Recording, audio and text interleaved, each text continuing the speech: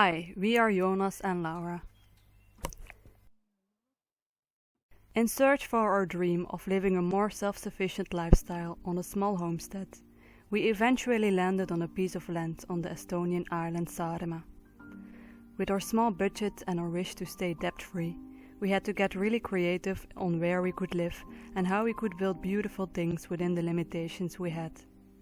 We searched and researched and prayed and eventually visited our current property in the summer of 2020 and absolutely fell in love with this little place in the forest. We saw so much potential and the land was affordable to us. The neighbors were producing food, the coastline wasn't too far, and there were no sounds from roads or traffic. We made the move a couple of months afterwards. In this video I want to show you around what we have been able to build up so far.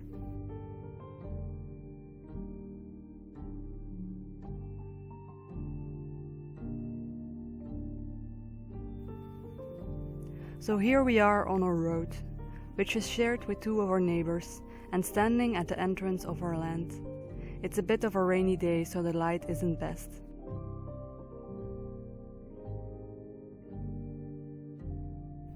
On the right side you will notice this big beautiful oak tree that is welcoming visitors entering the land. On the left side is an old wooden shed that we use at the moment for storage. In the future we plan to rebuild a part of it into a blacksmith and a wood workshop. First we will take the turn left to our main living area. The first building you will see here is our new round cordwood greenhouse we've started this springtime. To build this we've mainly used local materials like clay plaster that is dug from our land and trees from the forest. The windows we have collected over time for free from houses that would be torn down. The walls are made in a cordwood technique with stacked stumps of wood filled in with clay plaster.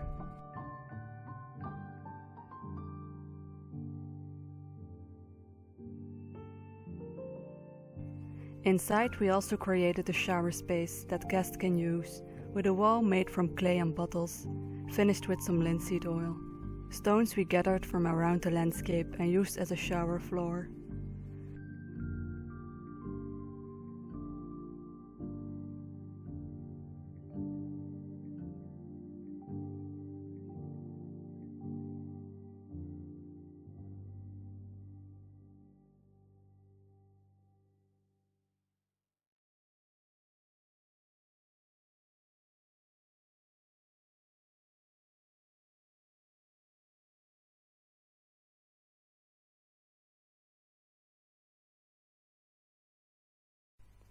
Next building you will see here is our little seedling house. This is such a useful space for extending our growing season and makes it easy to care well for the little plants as it is close to our house. This one we've constructed last year in early springtime. The structure is made from round wood from the land, and as walls we tried the wattle and daub technique with some woven hazel branches. We plastered a couple layers over them. The clay plaster warms up well with the sun and radiates the warmth back after the sun goes down. There will be another table at the other side as well in the future, with below a rabbit enclosure that will also extend to the outside, as a protected space for our rabbits in the winter time. Here we also keep all of our gardening tools. The rabbits are not here for that long yet, so now the setup is a bit temporary. We would love to make some rabbit tractors this summer, movable cages with a little house that we move every day so the rabbits can eat fresh grass and at the same time maintain our pathways.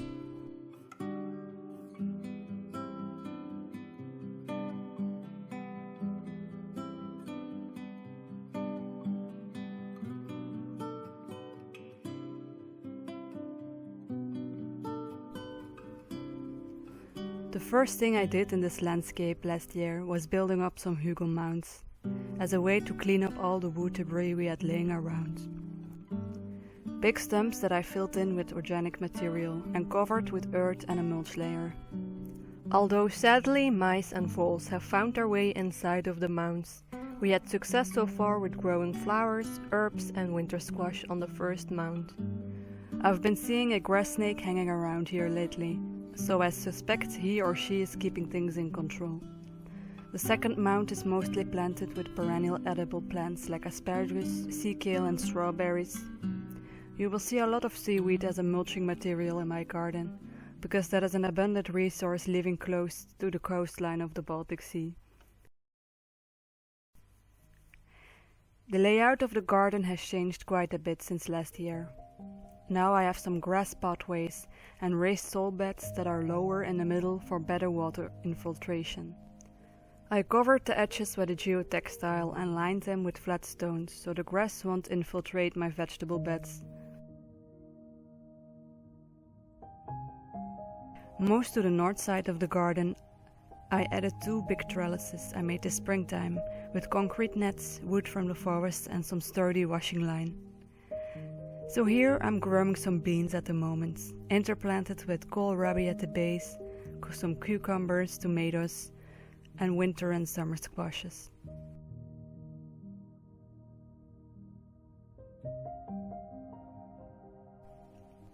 My garlic is almost ready, and further in the line there is some red salads. 2 rows of sweet corn to eat fresh and to use for chicken feed. The last row on this side are some sugar snap beans, string beans and potatoes. In front of the greenhouse I'm growing sunflowers that will also serve as a chicken feed in autumn. First bed on the right, some broccoli and white cabbages. Carrots almost to be harvested and some white cabbages for making sauerkraut. And a bit of basil. Here I just transplanted some kohlrabi as a second planting, and beetroots are almost to be harvested. These are 3 rows of beautifully flowering potato plants, different kinds, and the last 2 rows contain onions, cabbages and kohlrabi.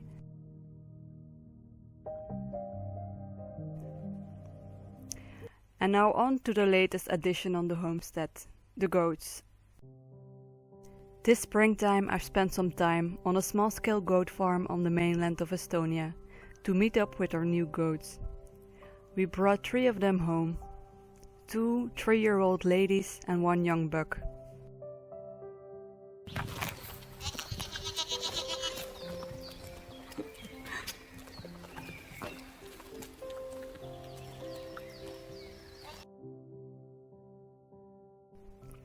We locked them up for a few days in their new wooden house that had a half-finished roof at that moment, and practiced our new milking routine.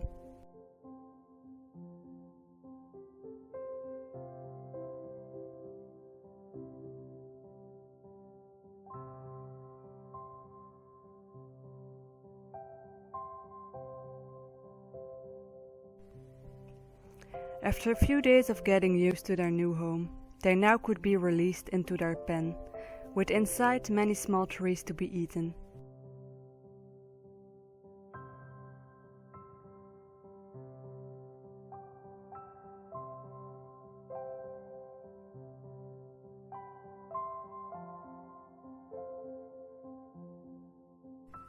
After a few days they ate everything in their pen, and now we're giving them some big balls of fresh grasses and herbs and forage to nibble, whilst we're preparing the setup for soon to be rotating them around our land, to help with land management and improving the soil.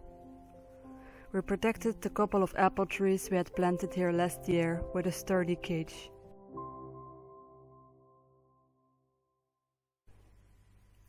The edge between the garden and the goats needs some attention, but here I will be extending our comfrey patch. The goats love to eat the big leaves the Russian comfrey produces. And I'm propagating some raspberries and berry bushes to give me something to snack on whilst working in the garden. For now I interplanted all the empty space with sunflowers. Another small structure here is a chicken coop for our 5 chickens and rooster whom we introduced to the homestead last year. This is a small round cordwood structure made from stone with an earthen floor and as walls the stacked stumps with earth plaster in between. A little wooden roof finished this little hobbit house. On the left side is the cage where they lay their eggs and we can easily reach them. I'm planning on extending their house a bit with a second room this year, if I find the time.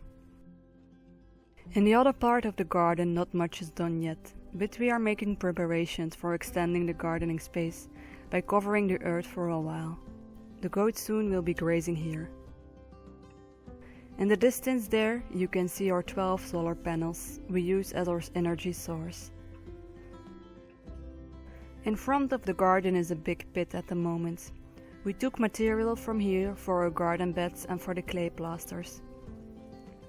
This autumn we're planning on creating a beautiful pond here, so we can see over the water when we look out of our windows, and create a little microclimate here.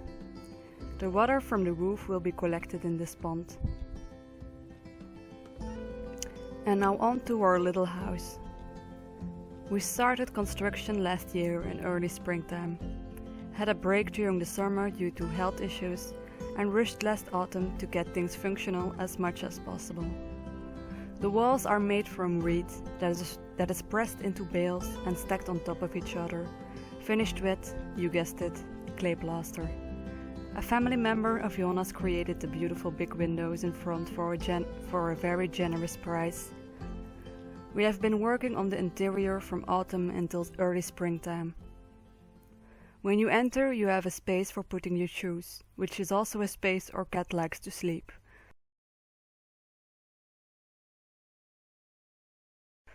On the right side there is a shower space and a little sleeping loft.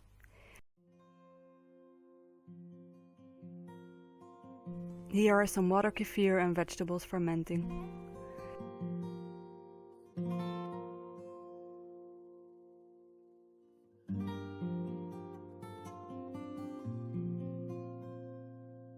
The space for our clothes needs some organization and finishing still here. But we can sleep cozy, and it's also a place we keep all of our books. The big closet you see in the kitchen contains every machine that makes some noise and is ugly, like our battery system, washing machine and refrigerator.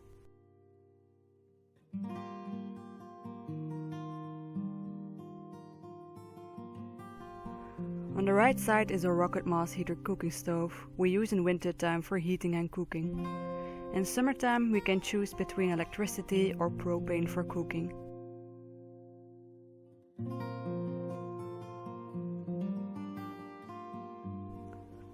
On the right side there is still plenty of work for making furniture like a dining table, desk and a raised bed sofa.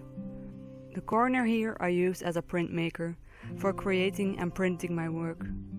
One day I dream of a small studio, but that's not on the priority list so far.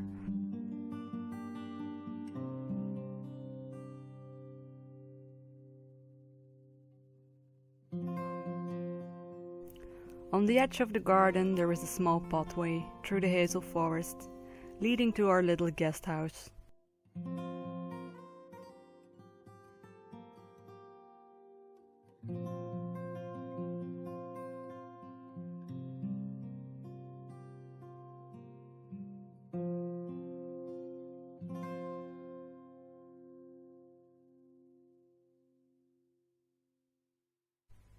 The first 1.5 years we actually lived here in this tiny cabin and cooked outside. In the beginning there was no running water.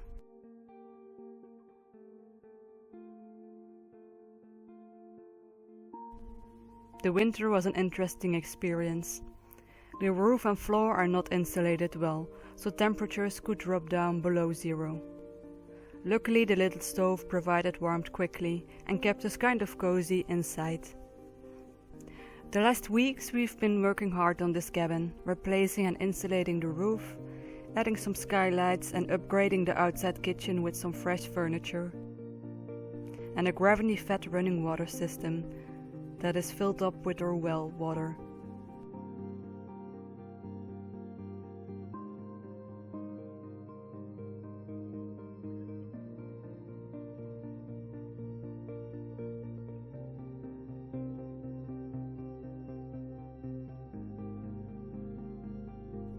Inside, we replaced the chest with a proper sitting bench.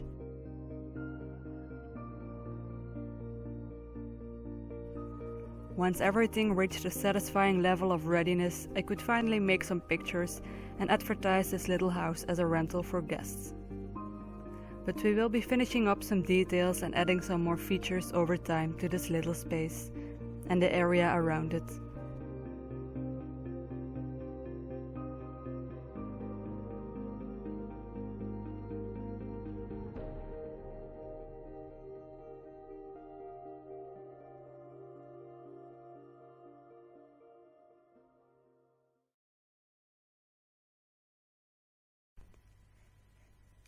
To keep costs down throughout our journey, we did almost all of the work ourselves and never hired outside help. It was quite a journey to work on the necessary skill set for this, but with some time and effort not impossible at all. We sacrificed comfort and lived in a tiny cabin, so we didn't have to pay for rent the first period of our stay. But making improvements every day and enjoy the benefits makes it a worthwhile journey for us.